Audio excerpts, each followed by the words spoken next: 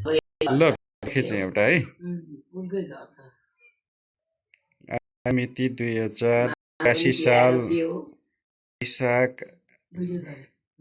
19 गतेको दिन धुन्चेपाखा सानो ठिमेमा ठुलो मम्मीको घरमा जम्मा भएका छौँ। यहाँ आमा, हजुरआमा, ठुलो मम्मी, बुवा र म पाँचजना छौँ।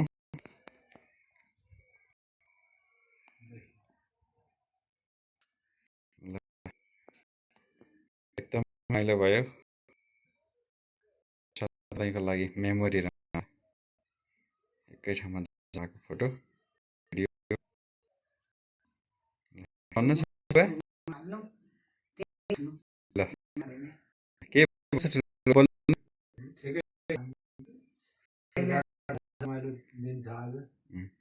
हजुरआमा हजुर के बोल्नु आमा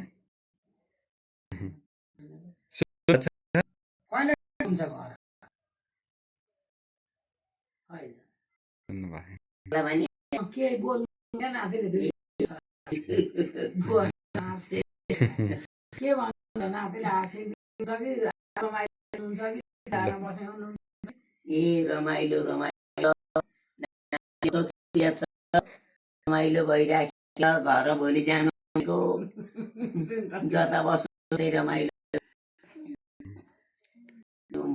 कान नसुन्नु केही हस् ल